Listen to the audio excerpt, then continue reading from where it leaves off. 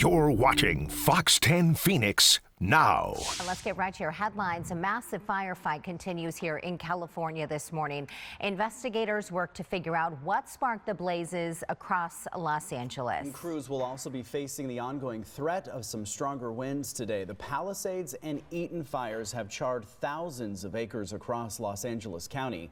The exact cause of the fire remain unknown, but teams are examining the site of a New Year's Eve brush fire they say burned right near the origin of the Palisades fire.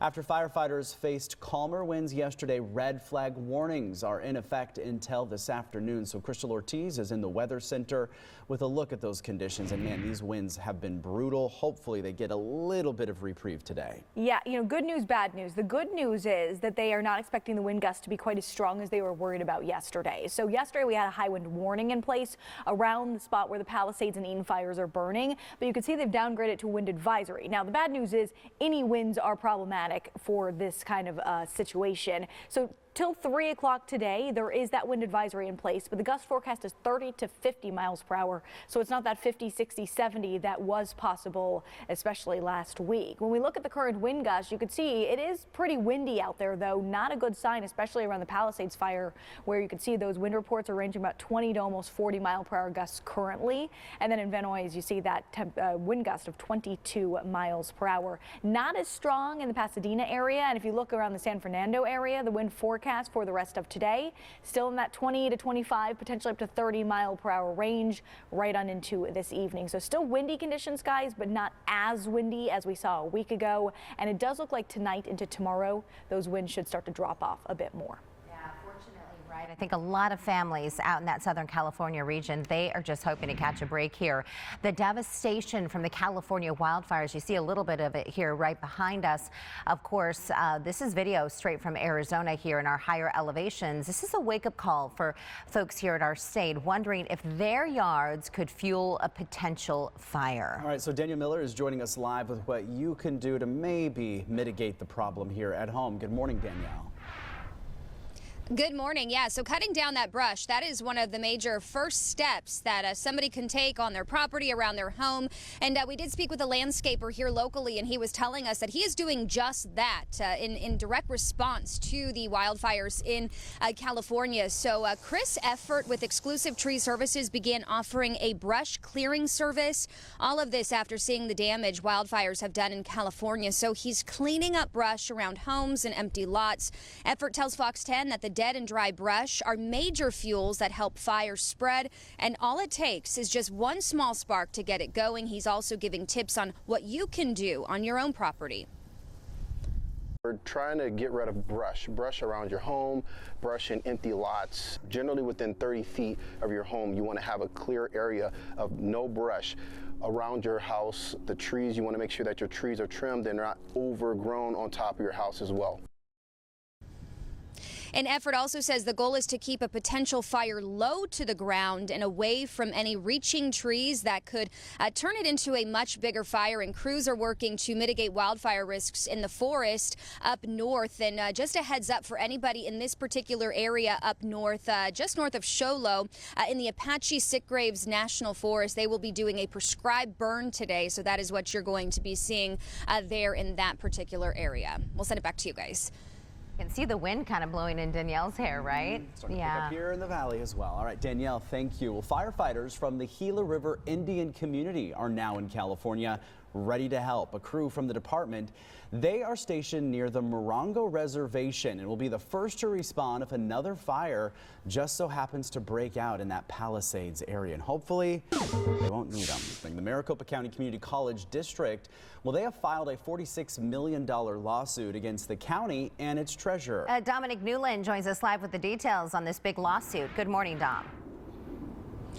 Good morning. Right now, the Community College District, they are trying to resolve a massive tax bill, and this stems from a 2015 class action case really challenging how certain property taxes were billed. So the property owners involved in this lawsuit, it's a lot of information to get to this morning, but they were successfully able to argue that they had been overcharged for years. And the decision was upheld by an appeals court back in 2021 and added thousands of other homes not included included in the original lawsuit. Nearly $330 million in refunds were to be recuperated from schools, hospitals, and municipalities, including the Maricopa County Community College District. MCCD owed about $45 million, and a portion of that money was from accrued interest, which stacked up because the county appealed the suit. However, the district says it was not warned about the bill until last summer after it already finalized its budget for the upcoming fiscal year. Administrators claim that they were able to let off of a correspondence that went out last spring. The district says that money was taken out of its accounts, leaving it with a deficit. MCCD says that the loss of the money could lead to jobs and class cuts for one of the largest community college systems in the country. The district is now suing for that money to be returned, and the suit does name Maricopa County and Maricopa County Treasurer John Allen as defendants. Now, we did reach out to Maricopa County officials about this lawsuit. At this moment, they declined to answer, but we'll, of course, keep you posted on if we hear anything back. Send it back to you this morning. In your Health Watch this morning, the CDC says during the height of the COVID-19 pandemic, cases of whooping cough or pertussis were lower than usual. But in the last few years, cases have rebounded and they really have started to make this return to pre-pandemic levels. Maybe this is something you're seeing in your house with your children. In fact, last year cases were up 400%. That was last year. And the Arizona Department of Health Services reported our state had nearly 600 cases by November of 2024. So this marks the highest number of cases since 2015. All right, so Dr. Russell Horton with the Banner Medical Group is joining us now live. And doctor, that is a concerning jump in cases. And let's start right at the beginning if we can. Let's give everybody kind of a baseline of what is whooping cough. Yeah, that's a great question, and thanks for having me. So whooping cough is actually a bacteria called pertussis, and pertussis has been around for thousands of years. And it is a bacteria that particularly likes to stick in our respiratory tract, our upper respiratory tract, so nose down into the throat and into the lungs. And once it gets in there, it causes a lot of inflammation and problems. And as an adult or a healthy teenager, you may feel just like you have a cold. But for our little ones, our infants, toddlers, they can get very, very sick very quickly. And so it's a serious problem. Do we see or hear a difference between how whooping cough affects our little ones versus how it affects adults? Yeah, absolutely. So in an adult, you may have runny nose, some cough, some congestion, a fever, achy, cold type symptoms. In an infant, though, or a younger child, or someone who's immunocompromised, we're going to see a lot more serious things. And that's where you get the famous sort of 100 days of cough. The whoop is actually from they cough so much that they can't catch their breath, and once they finally break out of that coughing fit, they inhale and make this sort of whooping sound when they do it. And so but you will see babies who become blue because they just cannot catch their breath. They cough, cough, cough, cough, cough. We call those paroxysms of cough. Yeah, and it's really sad. And unfortunately, once they get it, they can turn really quickly. And I've seen, unfortunately, some babies come into the hospital and you think they're okay, and then within hours, they're in the ICU. So it's something we should all take really seriously, yeah. That's what my next question was going to lead me into. How do we know if this is just a regular cold and we're going to take the usual NyQuil, DayQuil and just kind of rest it out? And when you actually maybe need to go see a doctor? Yeah, so prolonged cough would probably be one of our best clues. Certainly if you think you've been exposed, that's going to be an immediate reason to call your doctor and get some more help.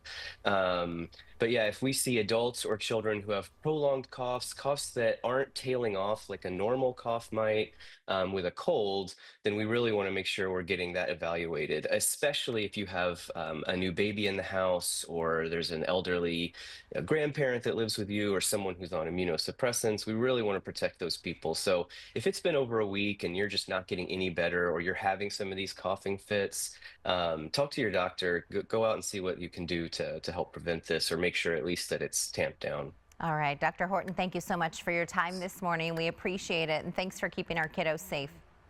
Absolutely, my pleasure. Thank you. Have a great day.